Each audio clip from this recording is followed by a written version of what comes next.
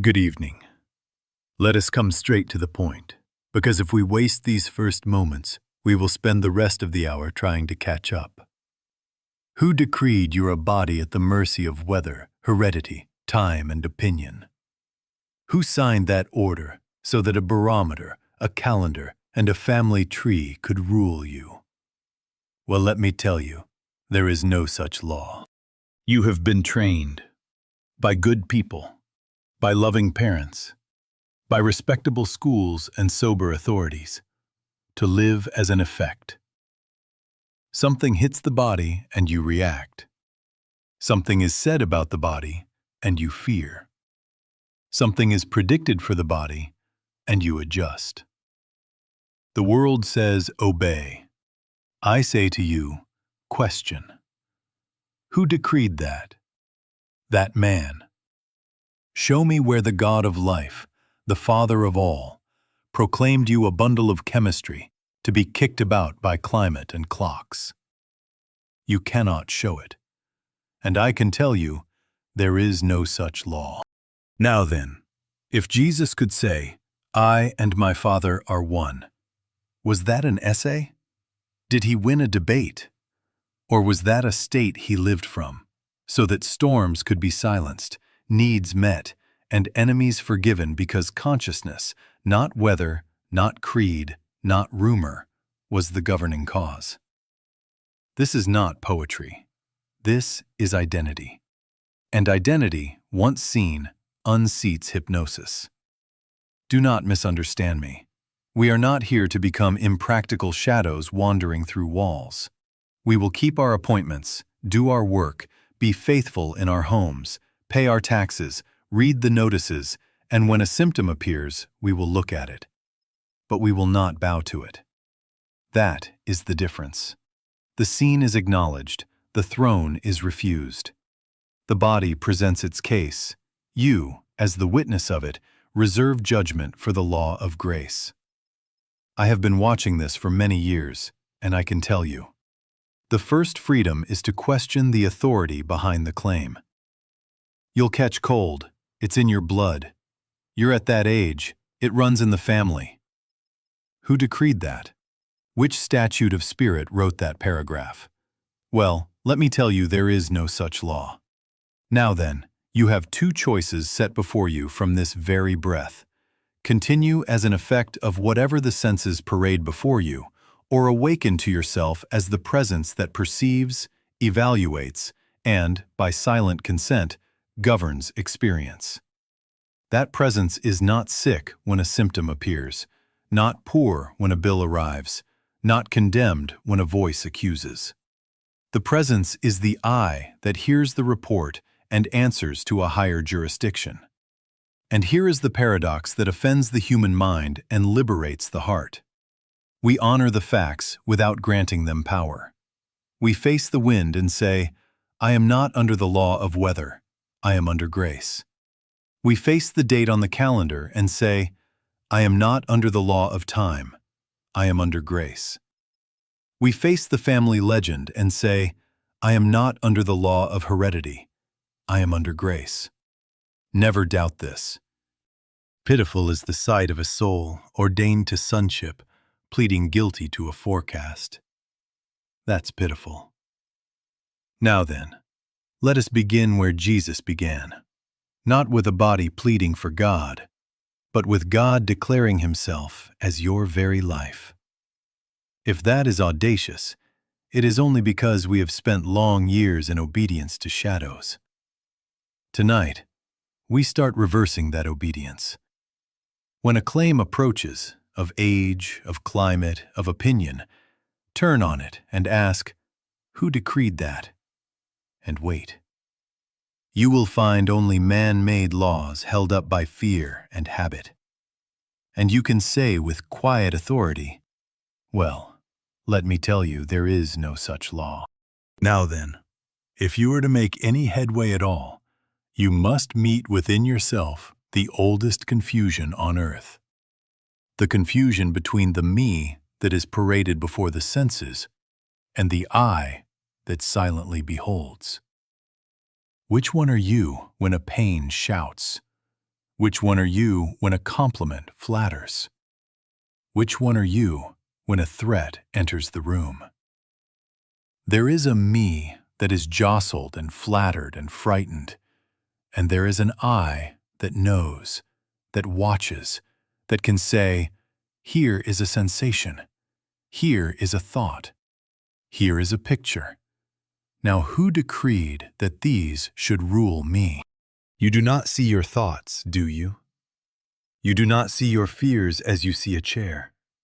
Yet have you noticed how a thought can set the heart racing, how a fear can drain the color from the face, how a belief can stiffen the back or relax it? If the unseen can change the seen, which is cause and which is effect?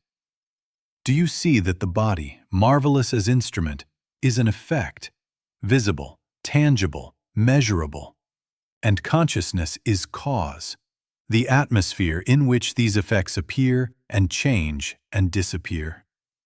Well, let me tell you, until you accept this as the working map of your life, you will be forever tinkering with symptoms and calling it salvation.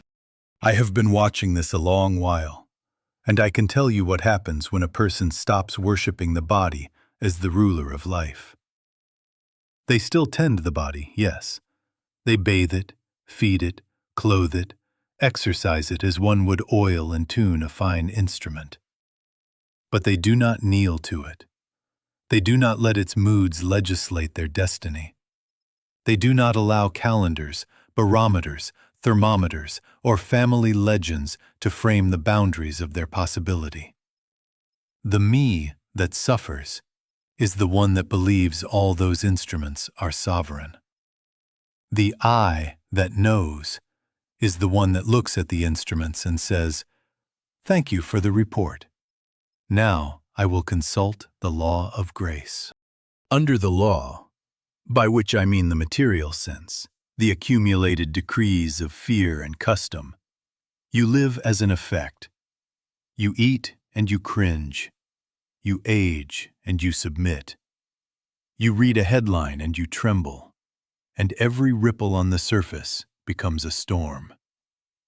Under grace, by which I mean Christ consciousness, the awareness of God as life, you live as cause. You do not make the sun rise with your will, but you consent to the presence that forever is, and in that consent the so-called laws thin out and lose their sentence over you. Now then, do not make the mistake of despising the body. That is as foolish as smashing a piano because you prefer music to wood. The body is the keyboard on which life plays, but the music is not in the keys. The music is in the musician. The consciousness you entertain, love or resentment, gratitude or grievance, trust or fear, writes itself through the nerves and organs and days. So the practical aim is clear. Remove the body from the throne and seat it in its proper place as servant. Withdraw authority from man-made laws and grant it to the inner I that knows God. And here is where Jesus is not a distant statue, but the living pattern. When he said, "I and my Father are one," that I was not the ego of a carpenter's son trying to dominate the world. That I was the realized union, the awareness of Source present as identity. He was not saying, "My will rules nature." He was saying, "The Father's nature is my being," and from that consciousness, the winds calm and the loaves multiply, and the enemies are forgiven because the cause has been acknowledged. Now then, there is in you that very I, nearer than breath, that can recognize the me that suffers and refuse it the scepter. Learn to live from that I, and you will find the law yields and grace begins to govern. Now then, when Jesus said, "I and my Father are one," he was not drafting a creed for us to repeat. He was revealing the state from which he lived and moved and had being.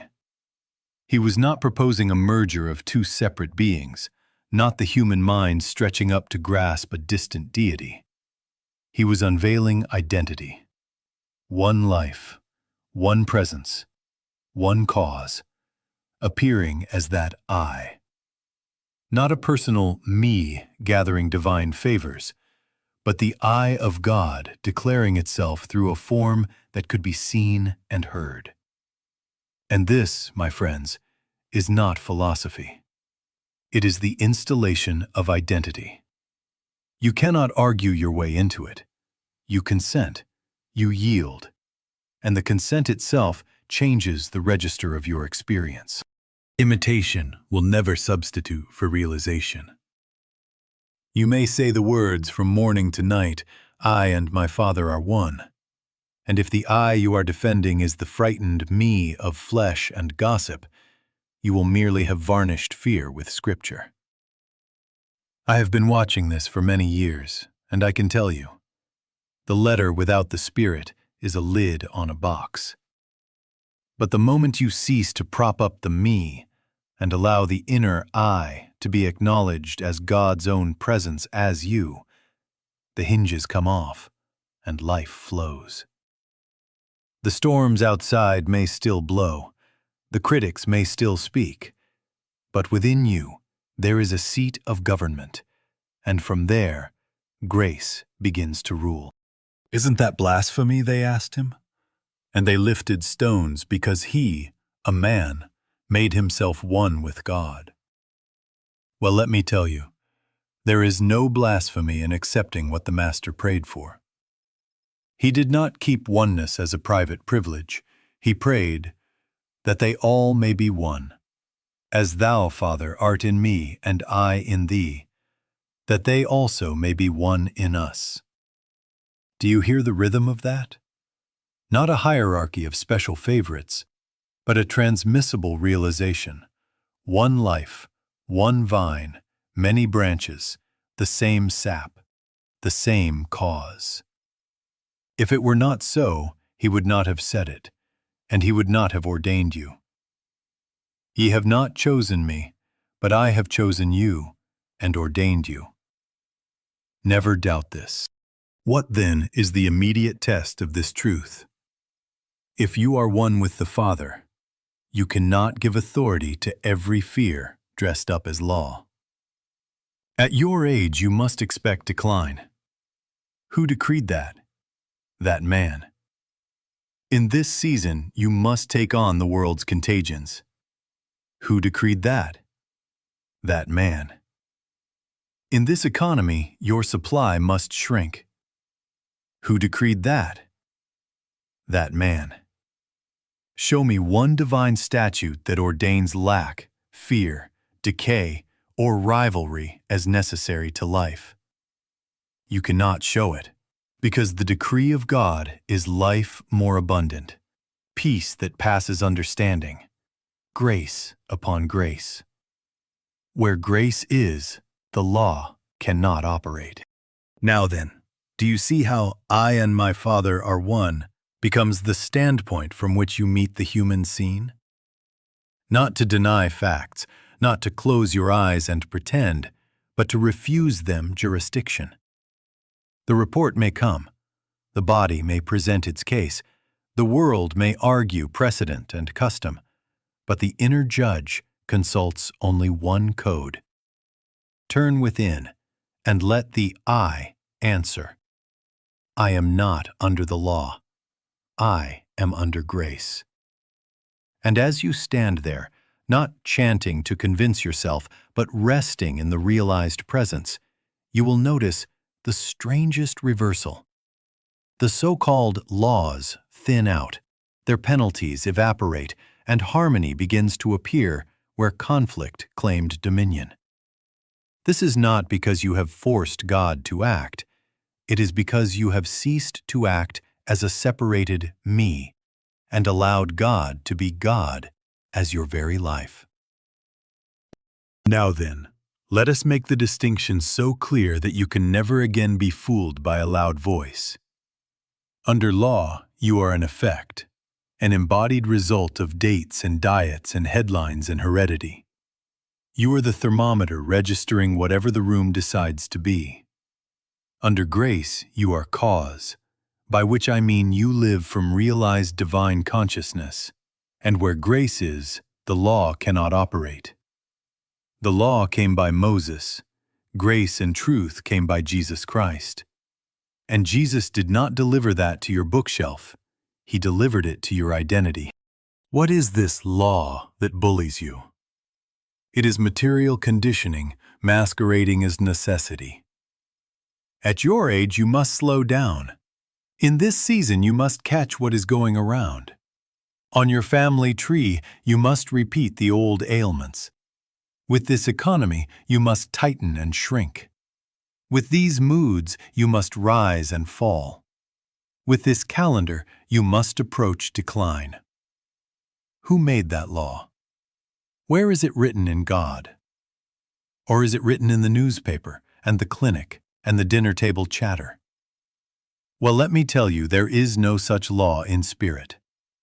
The decrees of God are life, truth, love, abundance, and harmony, and never once do they ordain penalty for living in God. Now then, identity decides experience. Put two souls in the same circumstance. The same bill arrives. The same diagnosis is handed down. The same winter wind rattles the same windows.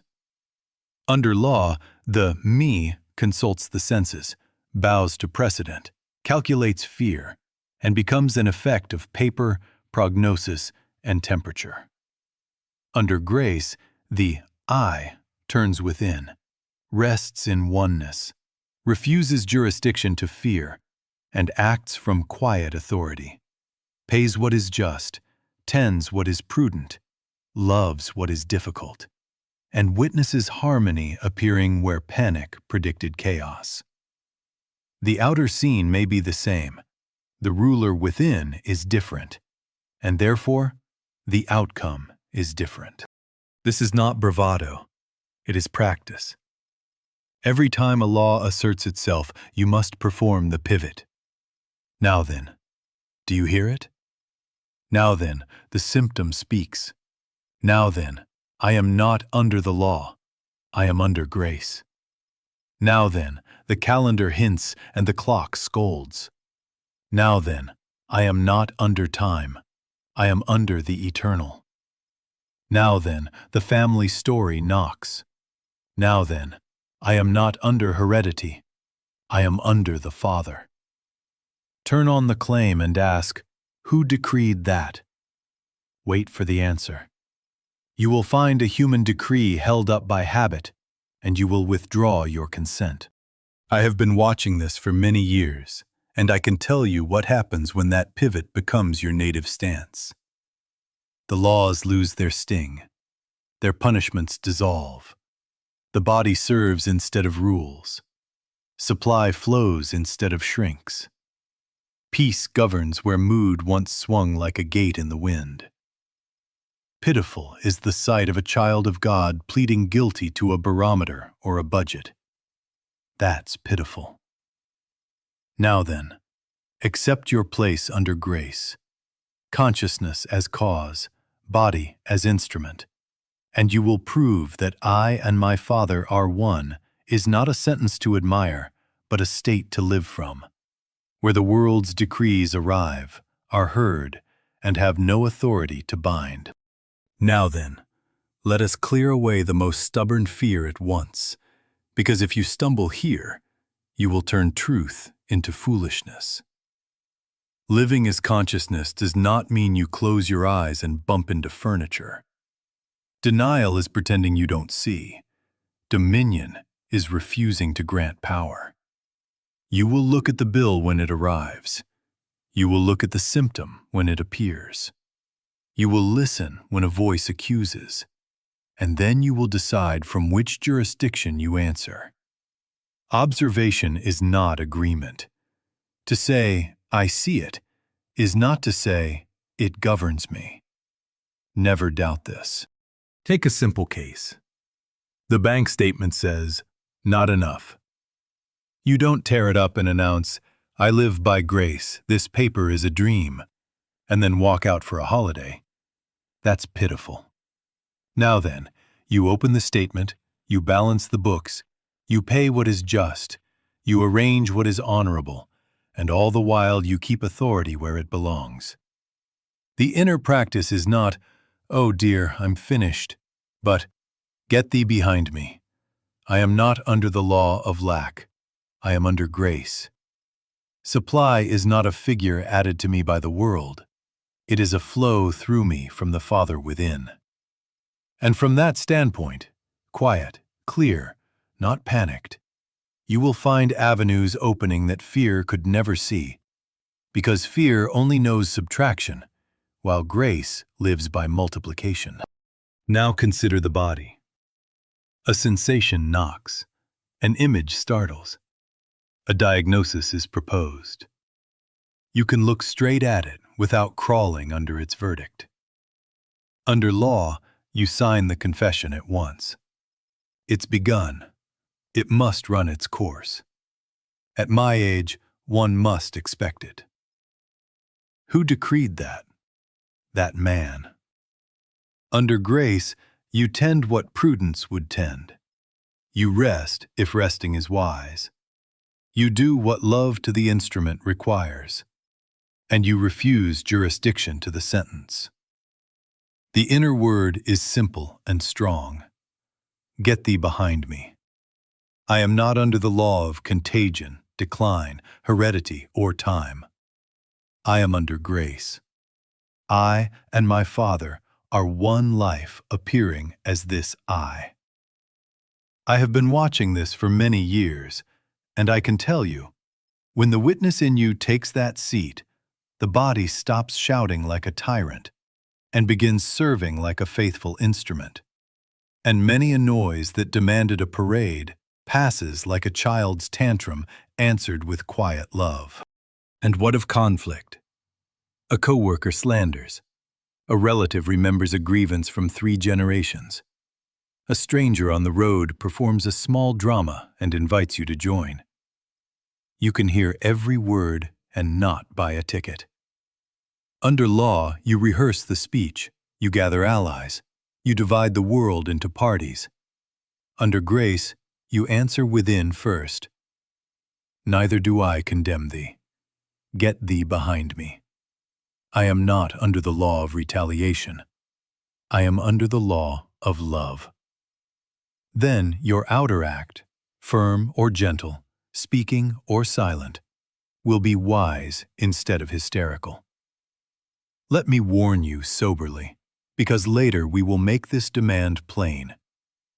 If you ask for grace while indulging condemnation, you are asking for spring to flow through a frozen pipe. It will not run.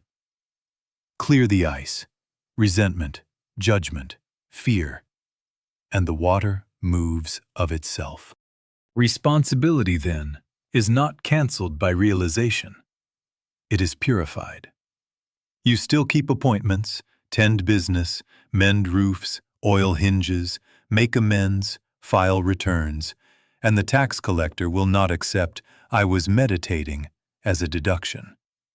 But you do not consult superstition or worship conditions. You do not fetch your mood from the weather or your worth from the mirror. From grace you act, steady, prompt, honest. And because you have withdrawn authority from man-made laws, they cannot punish you with their old regularity. The strangest things begin to happen. Overlooked revenues appear. Misunderstandings dissolve. The right hand meets the left just in time, and health announces itself without trumpet. Now then, the rule is clean, and it holds in wind and in calm. You may face the facts of the human scene, but you never accept them as the final authority over life. Let them speak and answer from within. Get thee behind me. I am not under the law. I am under grace. Stand there, unimpressed, unafraid, uncondemning, and watch the scene change its tone because the throne has changed its occupant. Now then, let us lay the laws of the body on the table and hear how they sound when spoken out loud. You must be tired by 3 in the afternoon. You must be sleepy after eating. You must be sick in winter. You must decline after 40. You must slow at 50. You must repeat your father's ailments. You must fear drafts. You must fear heat. You must fear the germ. You must fear the gene. You must not eat after 6. You must drink exactly 8 glasses. You must surrender to the calendar. You must expect pain with the weather. You must accept less each year. Who decreed that? That man. Is this God speaking life to his image? Or is this a chorus of habit, headlines, family lore, and experts revising one another's footnotes? Well, let me tell you, there is no such law in spirit. I have been watching this for many years, and I can tell you how the decrees are minted. A face in a white coat speaks, a committee publishes, a journalist amplifies, a grandmother nods, and by supper, it is a law. Yesterday, a learned article proved that speed on a railway would suffocate passengers. Today, you ride 100 miles an hour and complain only that the coffee was weak. Yesterday, a physician forbade fruit in fever. Today, another prescribes it. Yesterday, butter was a villain and margarine a savior. Then the verdict flipped and back it went. Eggs were condemned, then redeemed, then measured by the weak like a parole. Who decreed that? That man. You can watch it march. Certainty, retraction, revision, and a new certainty. And none of it is God. And see how geography manufactures commandments. In one country, they warn that cold water after hot soup will paralyze the stomach. In another, they insist upon it to close the pores. In one climate, children run barefoot and thrive. In another, a bare ankle is declared a prophecy of pneumonia. One culture fears spice as a fire. Another uses it as a medicine. One calls a midday rest laziness. Another calls it sanity. If truth changes when you cross a border, was it truth? Or was it local weather dressed up as law? Who decreed that? That man. Now then, the point is not to scorn prudence. It is to unseat hypnosis. The moment you ask, who decreed that? You begin the sacred theft. You steal back the authority you had unwittingly lent to consensus, and you return it to divine law. If experts can be wrong about the body, and they have been, and they will be, and if cultures can sanctify what others forbid, then any identity built upon consensus is a house on sand. Build on spirit. Seat your I in the realization of oneness, and let the body take instruction, not issue commands. Never doubt this. The only true law is of God, and it is life-giving, not condemning. It multiplies good, it does not ration it.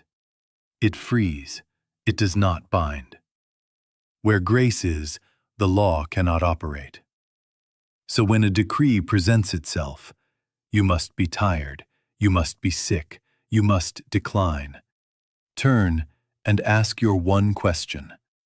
Who decreed that? Hear the silence, find only man-made ordinance, and answer from your ordination. Get thee behind me. I am not under the law, I am under grace.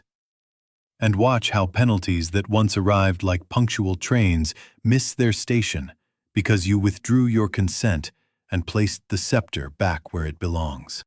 Now then, let us carry this same authority into the realm where most hearts grow small, the matter of supply, of work, of what you call making a living. If you are consciousness and not a frightened bundle of chemistry, then supply is not a chase through the marketplace. It is an outflow of the divine substance within you. Under law, you run, you grasp, you hoard, you count and recount, and every dollar spent is a subtraction. Under grace, you let the life of God flow as your capacity, your usefulness, your excellence, your love. And every act of giving is an expansion, because the spiritual law is multiplication, not division. I have been watching this for many years, and I can tell you, when a person consents to be a transparency for the presence, their income is not eked out by fear. It is enlarged by service until opportunities double and trebled, and yes, quadrupled. Because grace is an increasing measure. Take no thought for your life, what ye shall eat, or what ye shall put on. Do you think the Master was instructing idleness? Well, let me tell you, there is no such law in spirit that laziness is rewarded. Take no thought is not an order to neglect your craft. It is a command to stop worshiping the mechanism.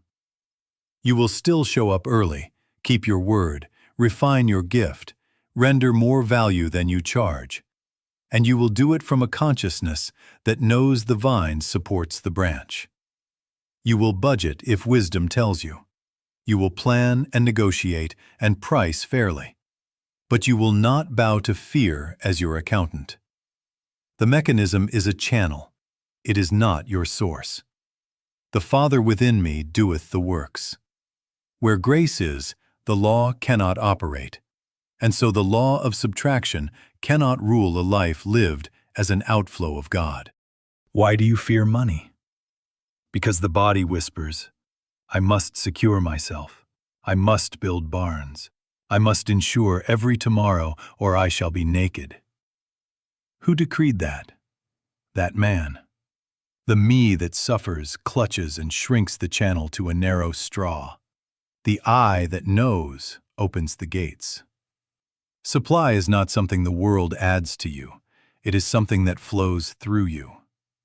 When you bless, when you forgive, when you deliver honest work with a willing heart, when you give where love compels, you widen the riverbed, and more water runs, without strain. I have seen it in businesses, in households, in ministries. The moment fear loosens, talents appear. Doors long shut swing open, and funds arrive from angles no ledger could predict. Now then, hear the sober part, because without it, you will turn grace into a get-rich gadget, and it will burn your fingers. Supply consciousness cannot coexist with greed, envy, or hard judgment. You cannot ask the river to run through a clenched fist. If you condemn the prosperous, you bar your own window. If you envy your neighbor, you have confessed a universe of division in which only one can have and another must lack. That's pitiful. Now then, forgive 70 times 7. Bless the one who has outpaced you. Pay your bills with gratitude. Keep your dealings clean and your promises true, and do not carry tales. As you purify motive, the presence finds a wider instrument in you, and multiplication becomes normal. When the old fear rises, what if there isn't enough? What if this invoice means lack? What if this client is lost? Turn and speak from your ordination. Get thee behind me. I am not under the law of lack. I am under grace. The source is within me. Channels are many. I live to give expression to God, and as I give, it is given. Stand there. Do the next right task with a whole heart, and never doubt this. The economy of consciousness cannot be bankrupted by headlines. You are not an effect of markets. You are a cause in service to love, and love pays its own bills. Now then, let us come straight to the point that troubles so many. Healing is not a trick, not a treatment to be purchased. not a technique to be mastered while you cling to the same frightened me. Healing is the outpicturing of a transformed consciousness. When consciousness lifts from law to grace, the body, which has always been an effect, answers to its cause. I have been watching this for many years, and I can tell you, if you keep identity where it doesn't belong, if you remain the body trying to fix a body, you will take a pill of truth in the morning and swallow a dose of fear at noon, and the two will fight until exhaustion wins. Who decreed that you could buy spiritual health as you buy a suit? That man. Who decreed that a practitioner could sell you wholeness as if grace were a commodity? That man. Well, let me tell you, there is no such law. You don't purchase the kingdom of God. You consent to it. You don't hire someone to live your realization. You yield your own personal sense and let the eye that knows come to the throne. Seek ye first the kingdom of God, and all these things shall be added unto you. Do you see the order? First the kingdom, then the things.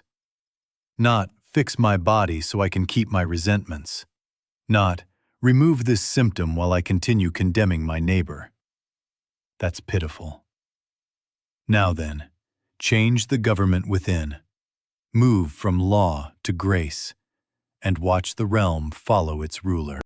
Why could not we cast him out? The disciples asked when the case defied their efforts.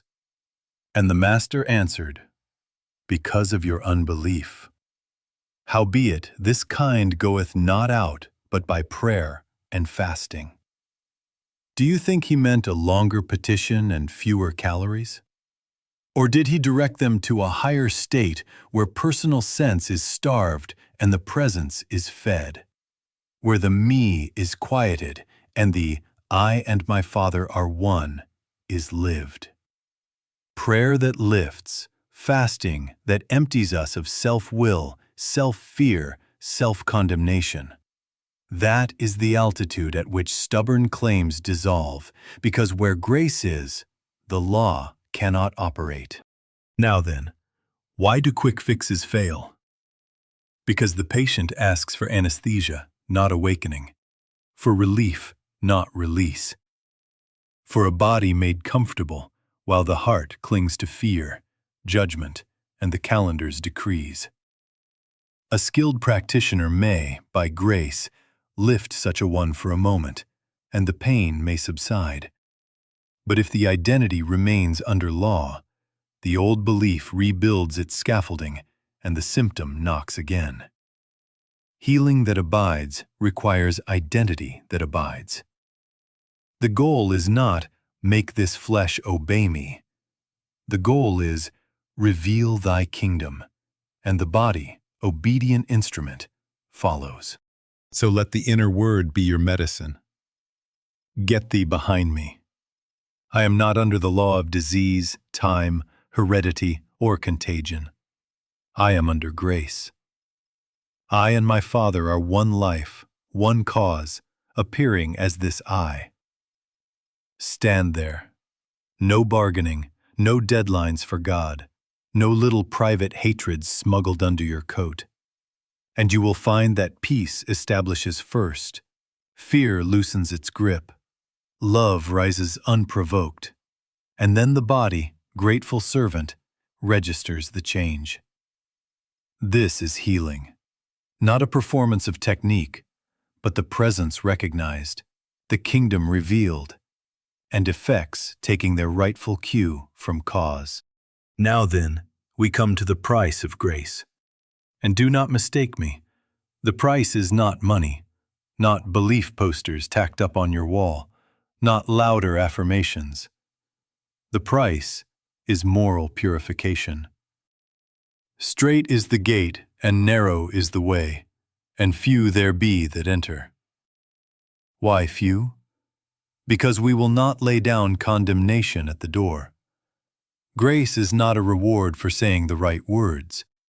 Grace is the natural climate of a consciousness cleansed of hatred, fear, bias, and the small private revenges that seem so harmless to the me. Well, let me tell you, there is no such law that you can keep your resentments and walk in freedom. Where grace is, the law cannot operate. And where condemnation is, grace will not stay. The disciplines are plain, and they are not romantic. Forgive 70 times 7, not once with a flourish and a testimony, but as often as the memory rises. Pray for your enemies. Actually pray blessing and light upon the one who slandered you, shorted you, forgot you.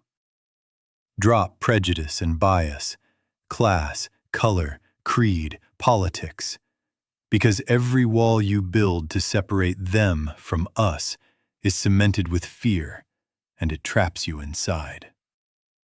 Relinquish condemnation of others and of yourself.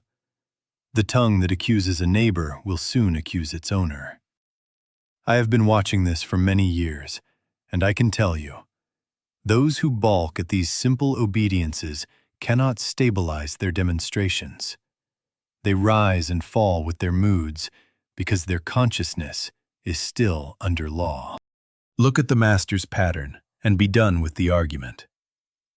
Neither do I condemn thee. Go and sin no more. Do you see? The Christ refuses to energize the sin story, and in every healing he refused to energize the sickness story. He spoke to identity, not to the charge. Who decreed that condemnation is necessary to keep the world safe? That man. Who decreed that suspicion is wisdom and bitterness a badge of experience? That man. The Christ says, "Neither do I condemn." The revelation of oneness dissolves the need to punish. You are not excusing wrongdoing. You are refusing to enthrone it. And from that refusal flows the power to say, "Go and sin no more." Because love restores the center the offense betrayed. Now then, understand why this is not optional. Condemnation is the body-mind's last stand to remain separate, a little citadel of me defending its pain. Love is the evidence of oneness. You cannot declare, "I and my Father are one," on Sunday, and on Monday rehearse your grievances like a choir practice. The consciousness won't hold, it leaks. Your body records the split with tension. Your affairs snarl with friction. Your prayer feels like a stone in your throat. That's pitiful. Now then, choose the narrow gate. Forgive, bless, release, and you will feel the government within steady until grace abides. Make it practical. When the memory rises, turn on it. Get thee behind me. Neither do I condemn thee. Father, bless him. Show me how to love her. Do it 70 times 7 until the charge is gone. When you catch yourself cursing your own past, answer, "Neither do I condemn me." Repent, change your thought. Make amends where love requires, and then stop whipping yourself, because self-hatred is also separation. Purify your speech. No gossip, no cartoons of your neighbor, no muttered verdicts in traffic. Stand guard over your heart, and let only love pass as law. Never doubt this. Grace stabilizes in the consciousness that practices forgiveness and love.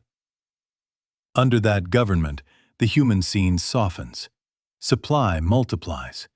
Health is natural. And relationships are governed by peace because you have ceased to arm yourself and begun to abide.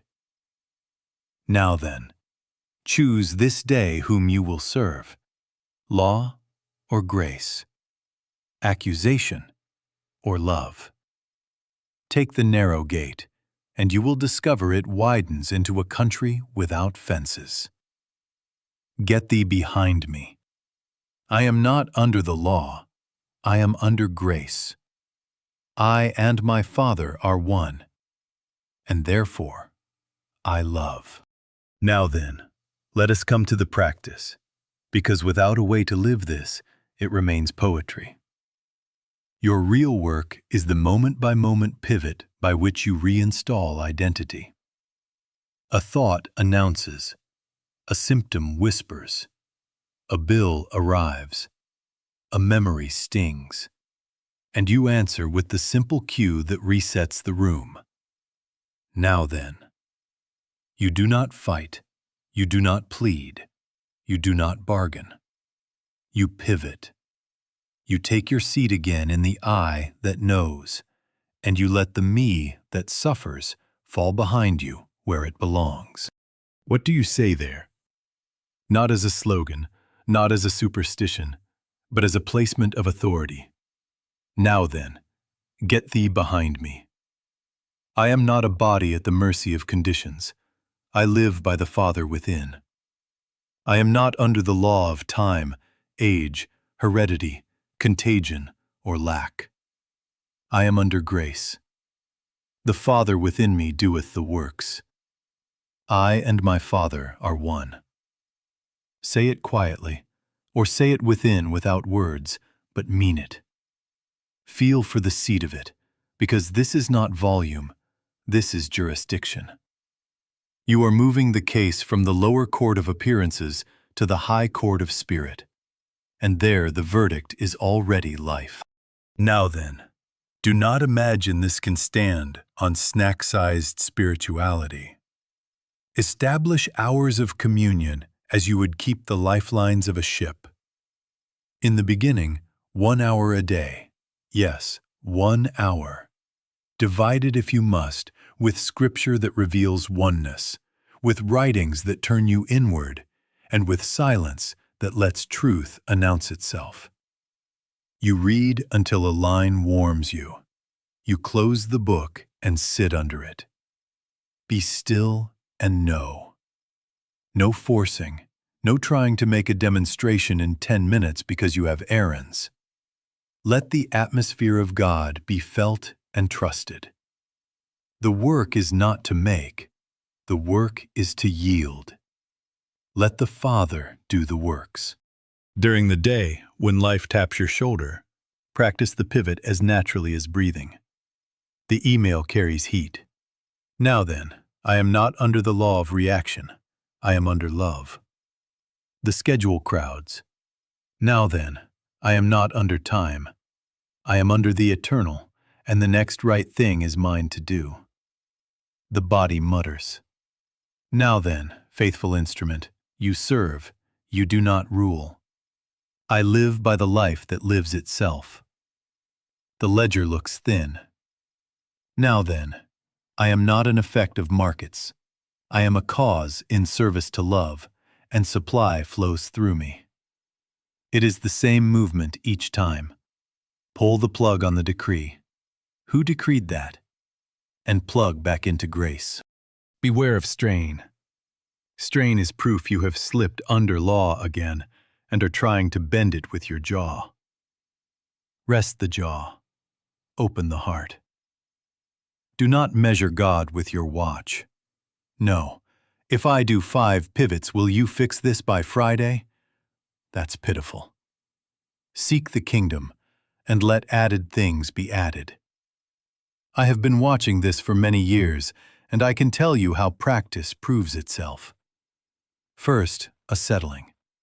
Peace that is not dependent on the scene. Then, a clear thought about the next honest step. Then, as naturally as morning follows night, outward harmonies appear where confusion stood. But they come without trumpets, because grace is shy of bargains and noisy displays. Continue until the pivot becomes your native standpoint. In time, you will notice the gap between claim and answer closes. The now then rises before the fear can finish its sentence. The body quiets before it shouts. The bill is met before panic organizes a committee. This is not magic. It is government. Now then, get thee behind me. I am not under the law. I am under grace. I and my Father are one. Now then, how does this look when your feet touch the pavement and the phone rings and children ask for breakfast? The mature posture is simple and strong. You fulfill your responsibilities, but you do not let responsibilities ride your back with spurs. You pay what you owe, you keep your word, you answer your mail, you return the call, you change the tire, and you do it from inner stillness. Sensation does not whip you. Opinion does not hire you. The I that knows takes the seat, and the me that suffers is not consulted for policy. You will be as accurate as an auditor and as kind as a nurse. And the secret of your ease is that you are not getting life from these acts. You are letting life express itself through these acts. Watch how relationships change when the throne changes hands. Under law, you live with your fists up, defensive, quick with verdicts, rehearsing speeches in the shower. Under grace, the me softens and the I governs. You find yourself listening longer and fixing less, speaking fewer sharp words and saying one clean word that heals an hour of noise. Declining a quarrel not because you can't win it, but because love has no appetite for victory over your brother. This is not weakness. This is discernment. Judgment shrinks and vision grows. Neither do I condemn thee becomes your natural climate. And because you do not condemn, you see more clearly what to do. Sometimes a tender silence, sometimes a firm no. Always the government of love. Now then, about embodiment. Let's settle it. The body is an instrument, not identity. You will care for it as a steward cares for a fine tool. You rest it, you feed it with gratitude, you move it with joy, you keep it clean and modest, and you refuse both fear worship and neglect. Who decreed that you must live afraid of your own skin? That man. You will no longer consult superstition. You will no longer bow to the calendar as a god. You will live by the life that lives itself, and the body, relieved of its throne, serves beautifully. Here is the paradox, and it is not a riddle when grace is your heir. The human scene is honored, but never crowned. Facts are faced, but not enthroned. You notice the weather and bring a coat. You do not let the weather set your mood. You read the statement and make the call. You do not let the statement define your source.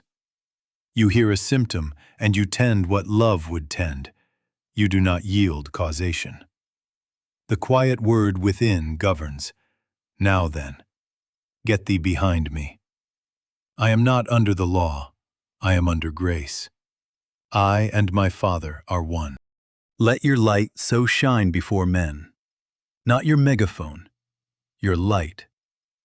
I have been watching this for many years, and I can tell you, the proof is not a pose.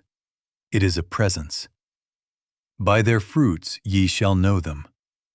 So choose this day whom you will serve, law or grace, fear or love, and be prepared to prove your choice quietly.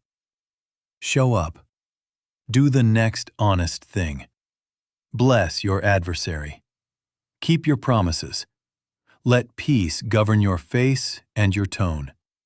Let the body take its proper place as instrument, and let consciousness be cause. Present in the world, unafraid of the world, governed by love. That is living oneness. And it is enough.